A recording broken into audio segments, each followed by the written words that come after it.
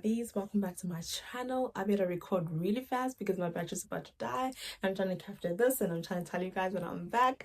If you're new to this channel, my name is Sentish Toko, and if you are a returning family member, you guys have noticed I've changed my name to Your Creative Big Sis because I think that it really suits the channel and everything that I'm about. Yeah, so if you're new to this channel, other people call me Your Creative Sis on the TikTok and on the Instagram, just based on the type of content and the type of things that I do. In a nutshell, in this channel you can expect lifestyle, beauty, and creative talk. So it might be anything from in the creative space, because I do dabble as a creative director, a stylist, and a content strategist, and I work along with brands making their dreams come true. That's how I really want people to experience me, and I think that's what my channel is about. It's about taking you guys on this journey so you guys can be a part of my life, so I can be able to impart and have conversations that I think that are really meaningful in society, because I feel like everybody has an opinion, but there is always something that you can learn from somebody's experience. So I am going to be doing an unboxing of certain stuff that I got from Superbalist. Long story short, I was working on a campaign with Pantene, and very good campaign, and really just happy with my work. And so they sent me some stuff, and well, they gave me the privilege to look through the Superbalist website and to get a few items for myself. So I wanted to show you guys the things I got from Superbalist. And while I do this, I also wanted to talk about something that that I saw on Instagram or TikTok. I'm just gonna play the video for you guys. And just so you know, coming up with that Pinterest mood board does not make you a creative director. It was very interesting because it's a conversation that I was having with a friend of mine. We were talking about does being able to look together, or being able to dress well, does that make you automatically a stylist? So it's along the same line, but this one was about being a creative director, and I was like, that's my thing. Like, that's what I do for brands, that's what I do for myself. Like, so I wanted to maybe like shed some light, or just my opinion and actual facts about what a creative director is and how that works with the opinion the girl said. So basically, in a nutshell, what she said, able to put together looks and put together ideas on a mood board doesn't make you automatically a creative director. Clock it, which I definitely agree with. Does kind of like, that's like the start point, but it's not the only thing that makes you qualified as a creative director. So going back to that other example, it's like saying being able to put clothes together makes you a stylist, which is not, because being a stylist means that you don't just speak to like a specific person, but you speak to a brand in general, and you're able to apply principles and apply things and knowledge that you've imparted as a stylist to make sure that your client, or that the brand, or the shoot, or the whatever editorial you're working on reflects the brief. So it's being able to actually read a brief, understand a brief, and execute it from a stylist perspective, and there's a lot that comes from that. So yeah, I'm gonna be yapping about that and then showing you guys what I got, you know. And I'm gonna put the link, I'm gonna try and like link the items that I got. I'm gonna see how I can do like maybe a shop, like a link or something to like put the items. And if you guys really like some of the things, you guys can purchase them. So it's this, and there's a whole big box. I don't know how I'm gonna carry that box, but I broke the box. It is humongous. It is so heavy. I got some furniture as well, so yeah, a few things for my room and for the house. Wow. Yeah. So we have, it's about to be a long video, okay? Then I'm gonna start with the small items, and then I'm gonna work my way up to the bigger items. Yeah, and I did write some notice so that I'm not like off track. Getting to that, I think really what she said was really valid, because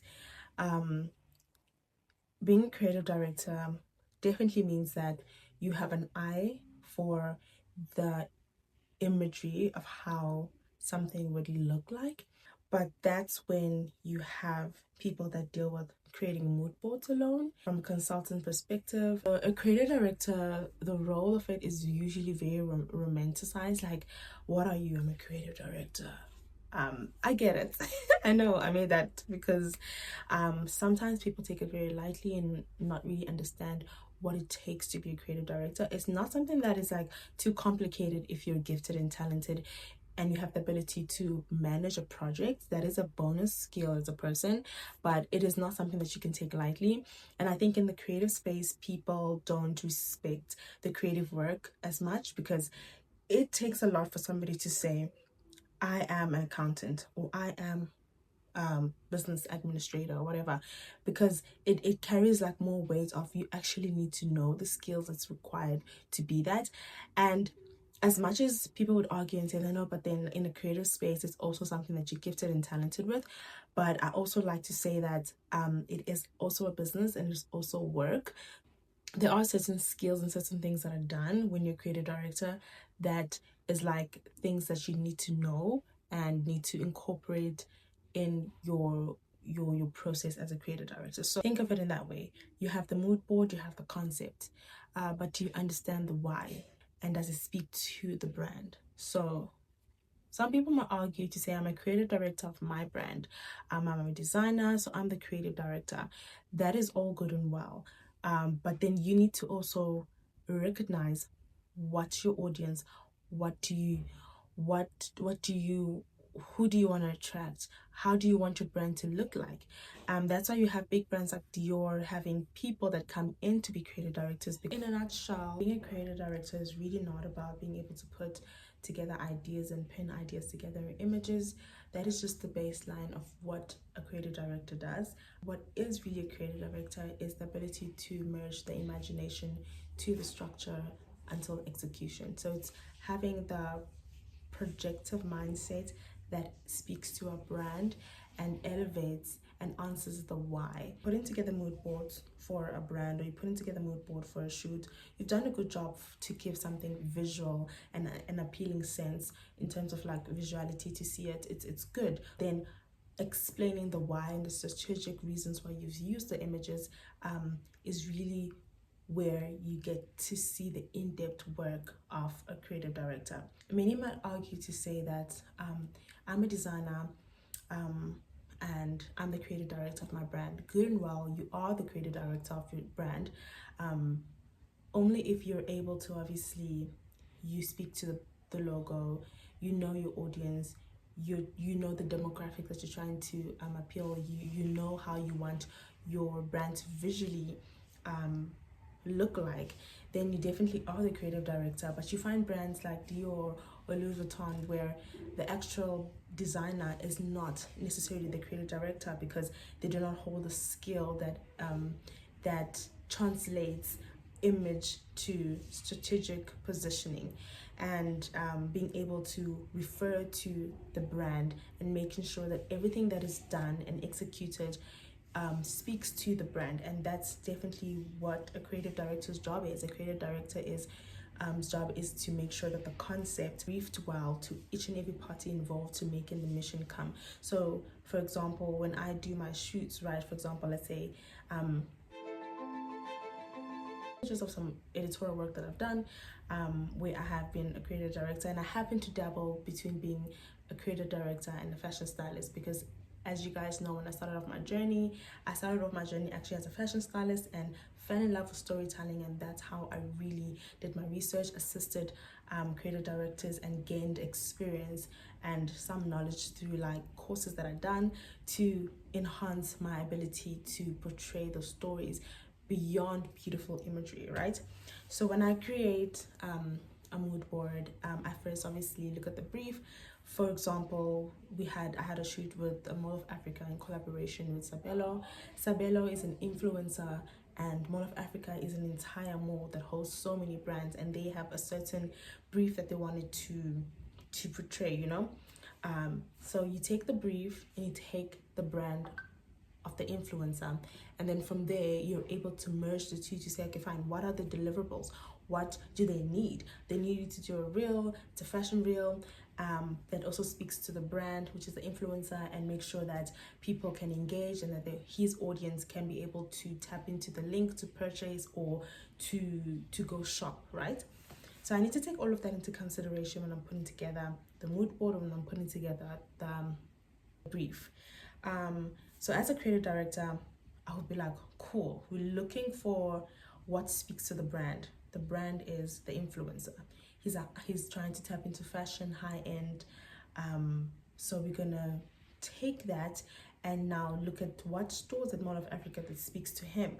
So we're going to look for luxury high-end brands, and then we're going to now incorporate the feel and the concept, and then the concept is birthed from there.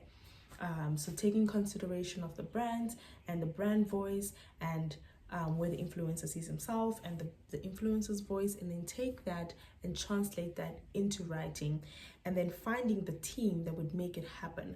And not just talking to a photographer, talking to a stylist, talking to an art director if it's needed, or talking to a makeup artist and saying, yeah, this is what we want to shoot. There's a mood board. Thank you. Execute. As a creative director, you're literally there every step of the way to make sure that whoever you're using speaks to the brand and will be able to execute the brief that you've produced. And make sure that the stylist is able to style, but also being able to stick to the brief and make sure that it is expressed in line with the concept and the brief. So you're literally monitoring every single step to ensure that the brand goal is not missed. So creative director really needs to be very strategic and needs to know who and why things are done. Mood board would definitely be 10% of the work, and then 90% would be the translating and communicating everything together and the necessary people that you need to use, and then to reach an end goal. You're basically acting as a translator, taking the client's goals, business goals, and translating it in a creative visual interpretation of what it would look like to attract the demographic of the target audience.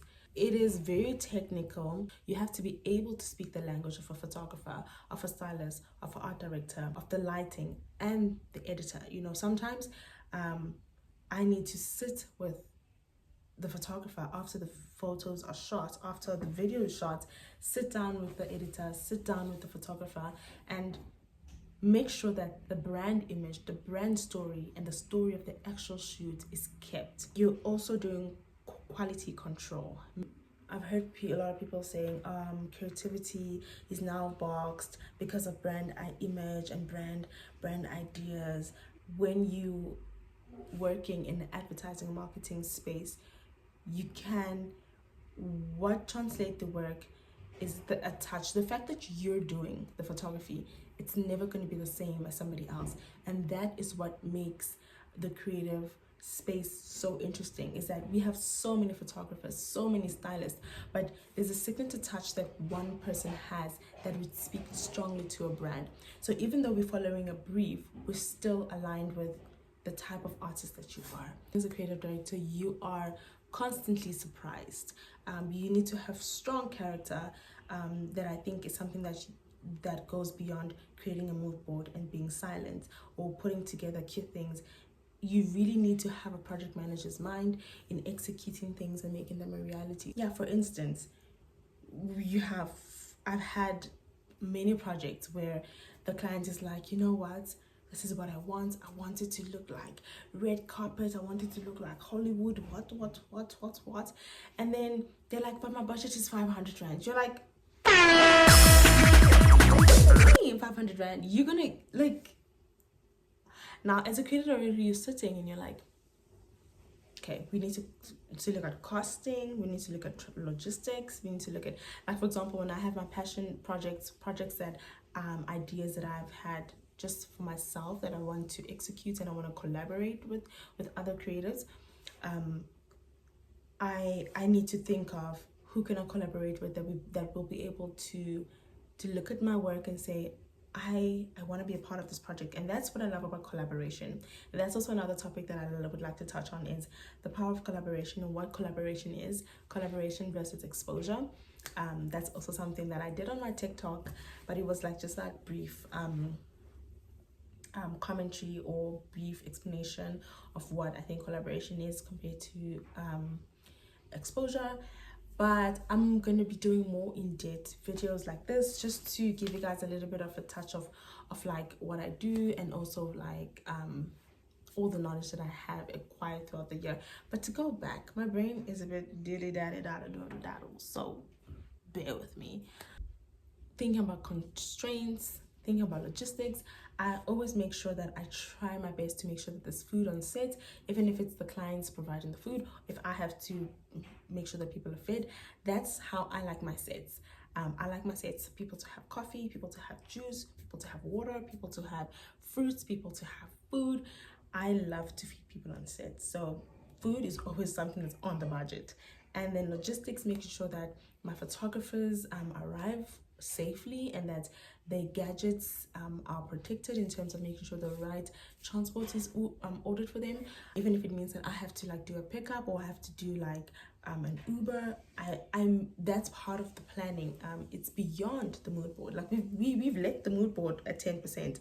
We're literally walking towards the 90% that adds up to the 100 of the work of what a creative director does. In a nutshell, a creative eye gets you in the room, but the ability to execute a brief from a blank page to a finished product is what really defines what a creative director is. There's nothing new under the sun. The reference that you're referencing, the images that you're referencing, should speak to the brief, or should speak to explaining, to give the client more of a visual eye.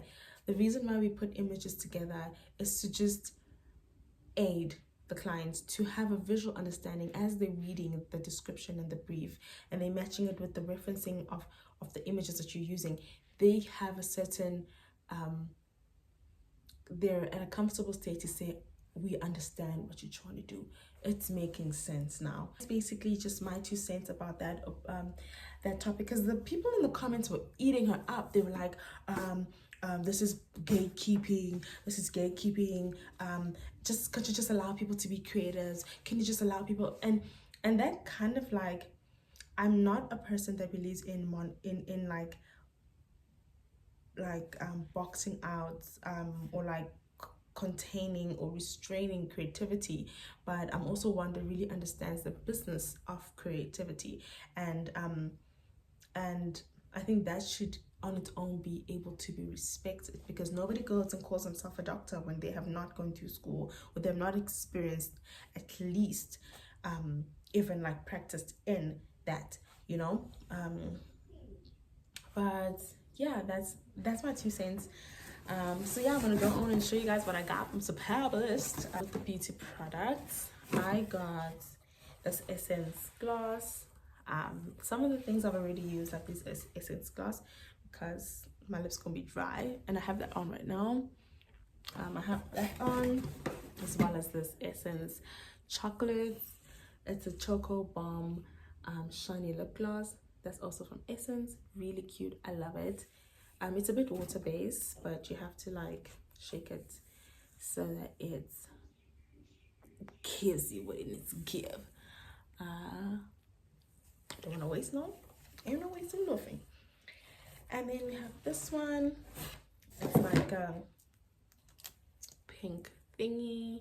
Really cute. Love it. Love it for the lips.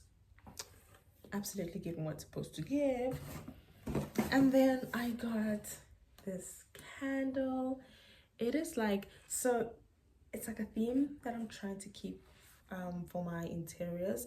I'm trying to stick to like your dark colors, but also like your cozy colors and your earthy colors in a sense. So I'm going for like I can't say yellow, but it's like a nude, like a peach nude, white, burgundy, and like olive green. So that's really what I'm trying to build my home. And your browns and whites, just to neutralize some things. But yeah, I do love color, so that's really why I have the olive green and the burgundy, the dark burgundy. Just makes everything look so elegant and cute, and that's what I'm about. So this candle is the grapefruit nectar. I got this at home. Juiciest of orange, mandarin, mango meets freshness of basil and supermint. Smells so good. I'm such a candle babe, and it's so cute. Essence Juicy Body Mist. Caramel mist is it's supposed to resemble food.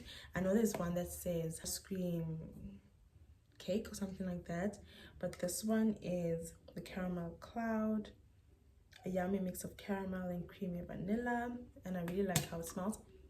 I like anything that's vanilla sweet, any fruity sweet body mist. I really like vanilla, so that's what I got. And I am traveling soon, so I wanted to try this ordinary travel pack, the mini icon set. It is a travel set. I think it's really nice to have in your makeup bag. It comes in, it has this pouch that says ordinary, and there is like some face cloths, and then it has the toner, the glycolic acid toner, and then it has niacinamide and